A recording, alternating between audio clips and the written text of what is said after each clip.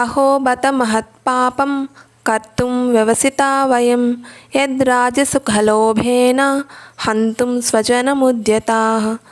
బత ఏమి విచిత్రం, మహత్ గొప్ప, పాపం పాపములు, కర్తుం చేయుటకు, వ్యవసితాః నిశ్చయించుకున్నాము, వయం మేము, యత్ కారణమున, రాజసుఖలోభేన రాజసుఖాభిలాషచే, హంతుం చంపుటకు, స్వజనం స్వజనులను, ఉద్యతాః ప్రయత్నించుచున్నాము.